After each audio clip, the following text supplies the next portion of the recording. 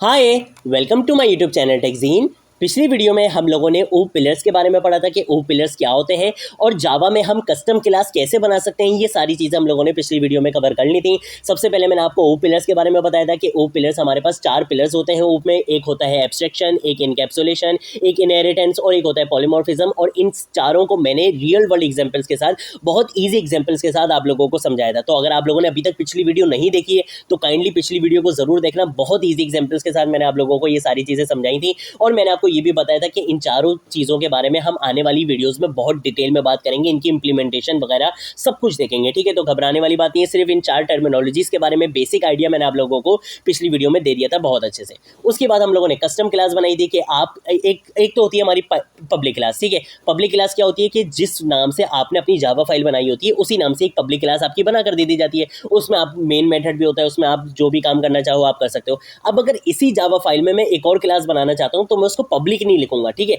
मैं क्या करूंगा, सिर्फ क्लास का कीवर्ड यूज करके और अपनी क्लास का नाम दे दूंगा और उसके अंदर मैं प्रॉपर्टीज दूं, मैं मेथड्स बनाऊं, कुछ भी चीजें मैं बनाकर उसको जो है वो उसके ऑब्जेक्ट्स वगैरह बनाकर मेन मेथड में उसको यूज कर सकता हूं। तो ये सारी चीजें हम लोगों ने पिछली वीडियो में बहुत अच्छे से कवर करी थी। हमने कस्टम क्लास बनाई थी, उसके 2 ऑब्जेक्ट्स बनाए थे, उस क्लास के अंदर जो प्रॉपर्टीज थी, उस क्लास के अंदर जो मेथड्स थे, हमने उन सारी चीजों को यूज करके भी देखा था। तो ये सारी चीजें हम लोगों ने पिछली वीडियो में बहुत अच्छे से कवर कर ली थी।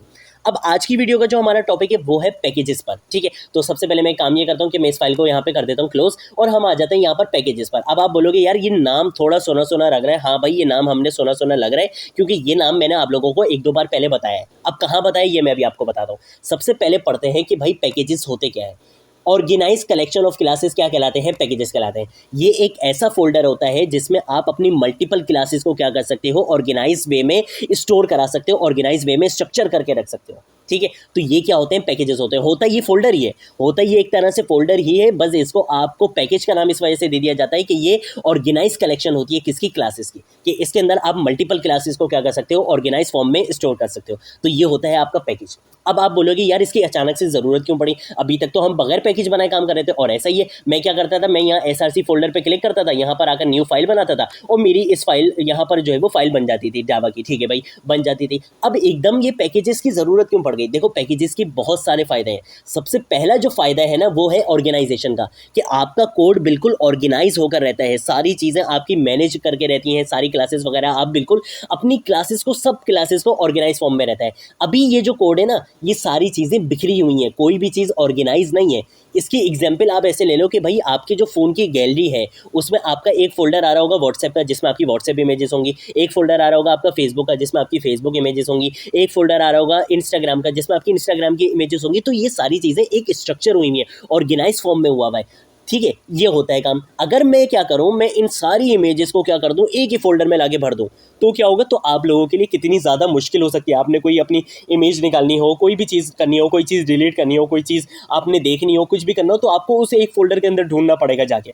लेकिन अगर यही सारी चीज़ें ऑर्गेनाइज फॉर्म में होंगी कि एक एक चीज़ ऑर्गेनाइज होकर रखी हुई है, तो आप लोगों के लिए कितनी आसानी हो सकती है। तो एक तो ये फायदा होता है पैकेजेस का कि आप ऑर्गेनाइज फॉर्म में जब आप क्लासेस को अरेंज कर लेते हो तो फिर आपके लिए, आपने बार बार उसको यूज़ करना है, एक्सेस करना है, कुछ भी करना है, तो आपके लिए आसानी रहती है। दूसरी चीज़ क्या है, दूसरा फायदा क्या है? Avoid naming conflict. अब इस बात का क्या मतलब है? देखो, अभी मैंने क्या करा है, मैंने एसआरसी फोल्डर के अंदर ये सारी फाइल्स बनाई हैं। मान लो मैं एक बड़े प्रोजेक्ट पे काम कर रहा हूँ। ठीक है, मैं भी काम कर रहा हूँ, मेरा दोस्त भी काम कर रहा है। अब मैंने एक फाइल बना ली array.java के नाम से। ठीक है, मिसाल के तौर पे मैंने एक फाइल बना ली array.java के नाम से, मेरे दोस्त ने भी एक फाइल बना ली array.java के नाम से। अब जब मैं क्योंकि हम काम तो एक ही प्रोजेक्ट पे कर रहे हैं, अब जब एक प्रोजेक्ट पे कर रहे हैं तो दोनों फाइल को कभी ना कभी तो एक जगह लाके मर्ज करना पड़ेगा ना, एक जगह लाके रखना पड़ेगा। अब जब मैं उसकी भी array.java की फाइल को और अपनी भी array.java की फाइल को जब यहाँ पे लाकर रखूंगा तो मुझे मिलेंगे एरर्स। वो बोलेगा कि भाई आप एक ही जगह पे सेम नाम की फाइल नहीं रख सकते। और ऐसा ही है, अगर मैं यहाँ पर आऊँ और मैं यहाँ पर आकर अगर आपको एक फाइल बना के दिखाऊँ, मैं यहाँ पे रखूँ array.java। ठीक है, मैं यहाँ पे, तो ये देखो, ये मुझे क्या बोल रहा है, आ फाइल और फोल्डर array.java ऑलरेडी एग्जिस्ट। भाई ये मुझे बनाने नहीं देगा, ये बोलेगा कि भाई इस नाम की फाइल पहले से एग्जिस्ट है, आप इसको नहीं कर सकते।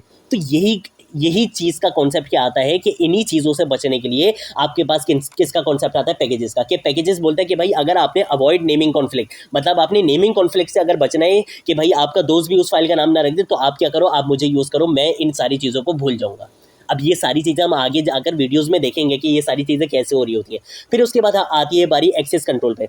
अब एक्सेस कंट्रोल का क्या मतलब है?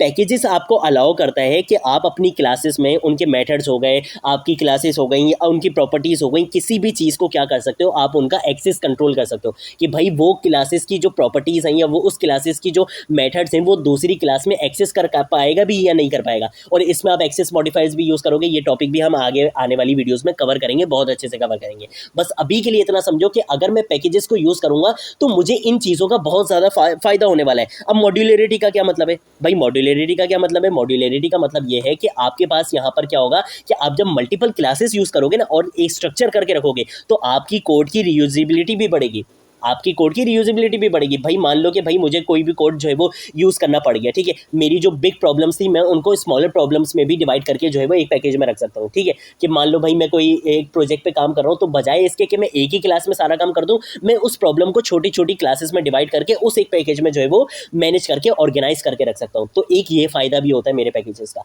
अब जब तक हम बनाएंगे नहीं, जब तक हम इसको यूज़ नहीं करेंगे, आगे चलकर जैसे जैसे हम एक एक इसकी चीज़ को यूज़ करेंगे, हम आगे जाके जब एक्सेस मॉडिफायर पढ़ेंगे तब हम उसमें ये देखेंगे कि पैकेजेस में ये जो मैंने आपको ये बात बताई है ना एक्सेस कंट्रोल का, ये तब हम देखेंगे कि भाई ये एक्सेस कंट्रोल का मतलब क्या है पैकेजेस के कॉन्सेप्ट में। ये सारी चीज़ हम आज आने वाली वीडियो में देखने वाले हैं। अब इस वीडियो में मैं आपको क्या करने वाला हूँ, मैं एक आपको पैकेज बनाकर दिखाने वाला हूँ, ठीक है। तो पैकेज होता क्या है, मैंने आपको बताया कि पैकेज सिंपल एक फोल्डर होता है। मैं क्या करूँगा, मैं इस SRC पे क्लिक करूँगा और इस SRC के अंदर मैंने बनाना है एक फोल्डर, ठीक है। तो मैंने आया यहाँ पर, क्योंकि यहाँ से मैं क्या बनाता हूँ, फोल्डर बनाता हूँ VS कोड में, यहाँ पे लिखा हुआ भी आ रहा है न्यू फोल्डर। मैं यहाँ पर आके कर दूंगा क्लिक। अब आप इस फोल्डर का नाम कुछ भी रख सकते हो, जो इस फोल्डर का नाम रखोगे वही आपके पैकेज का भी क्या बन जाएगा, नाम बन जाएगा। मैं इसका नाम रख देता हूं माय जावा ट्यूटोरियल, ठीक है। मैंने क्या रख दिया, मैंने अपने पैकेज का नाम रख दिया माय जावा ट्यूटोरियल। ये मेरा पैकेज बन चुका है। अब पैकेज के अंदर क्या होती है, बहुत सारी क्लासेस होती हैं, क्लासेस आप बना सकते हो इस पैकेज के अंदर। तो मैं एक काम ये करता हूँ कि मेरी ये जो पैकेज डॉट जावा की फाइल है ना, मैं इसको मूव करा देता हूँ कहाँ पर, इस वाले पैकेज में, ठीक है। तो मैं आ जाता हूँ यहाँ पर, मेरा कहाँ गया पैकेज डॉट जावा, ये रहा मेरा। तो मैं इसको यहाँ से क्या करूँगा, इसको मैं यूँ पकड़ कर लूँगा और यहाँ लाके इस माय जावा ट्यूटोरियल में लाके इसको छोड़ दूंगा। जैसे ही मैं छोड़ूंगा ये मुझसे पूछेगा कि भाई क्या आप अपनी इस फाइल को माय जावा ट्यूटोरियल में मूव कराना चाहते हो। मैंने बोला हाँ भाई मूव कराना चाहता हूँ, ठीक है। उसके बाद ये आपको एक्सटेंशन चेंज करने का बोलेगा, हाँ भाई आप बोलो ओके।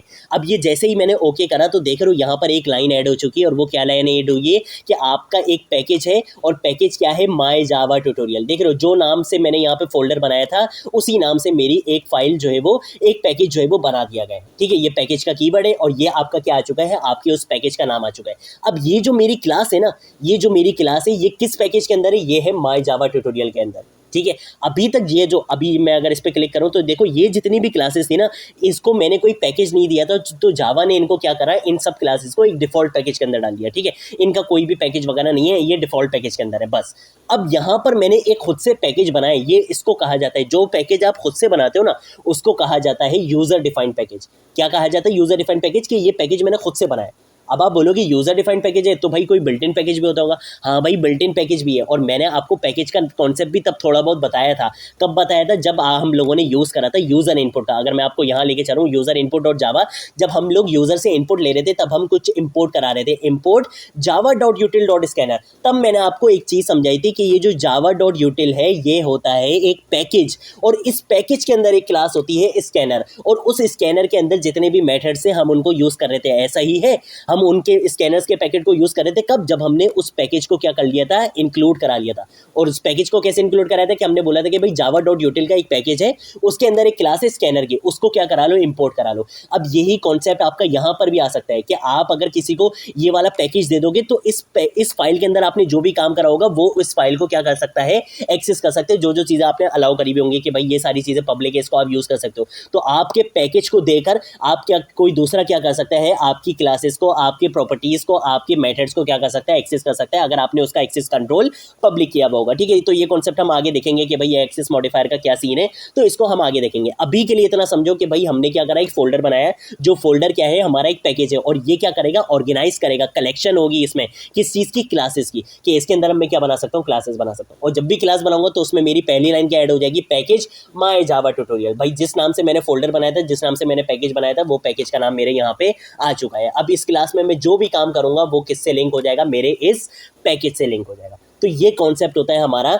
किसका, पैकेजेस का। अगर मैं आपको, चलो एक काम ये करता हूँ कि मैं यहाँ पर आता हूँ मेन, और मैं आपको एक प्रोग्राम रन भी करके दिखा देता हूँ ताकि आप लोगों की भी दिल की तसल्ली हो जाए और मुझे भी जो है वो अच्छा लगे। तो मैं यहाँ पर आगे मेन लिख लेता हूँ, मेन के बाद आकर मैं यहाँ पे लिख लेता हूँ क्या, साउट लिखूंगा, और साउट के बाद मैं लिख लेता हूँ कि भाई मैं पैकेज का दोस्त हूँ। ठीक है, इस तरीके से हम यहाँ पे लिख लेते हैं। और एक काम ये करते हैं कि मैं यहाँ से इसको क्या कर देता हूँ, रन कर देता हूँ। तो अब नो सरप्राइज, मुझे आउटपुट में क्या मिल जाएगा, मैं पैकेज का दोस्त हूँ, मुझे यहाँ पर मिल जाएगा। ठीक है, तो ये हमारे पास कॉन्सेप्ट होता है किसका, पैकेज का। आने वाली वीडियोज़ में हम पैकेजेस वगैरह पर बहुत ज़्यादा काम करेंगे, और अब हम जितना भी काम करेंगे वो पैकेजेस पे ही करेंगे, क्योंकि बेस्ट प्रैक्टिस क्या रहती है कि आप पैकेजेस का कॉन्सेप्ट ही यूज़ करो। बेस्ट प्रैक्टिस क्या है कि आप पैकेजेस का कॉन्सेप्ट यूज़ करो। आपने जितना भी काम करना है आप पैकेज बना के काम करो, ताकि आपका कोड हमेशा क्या रहे, वेल ऑर्गेनाइज रहे, और आप उन सारे फायदों से फायदा उठा सको जो आपको एक पैकेज जो है वो बनाने से मिल सकते हैं। ठीक है, तो देखो जो मैंने प्रोग्राम रन किया था वो मेरा यहाँ पे प्रोग्राम रन भी हो चुका है। तो आने वाली वीडियोस में जैसे जब हम एक्सेस मॉडिफायर पर आएंगे तब हम और ज़्यादा पैकेजेस को एक्सप्लोर करेंगे।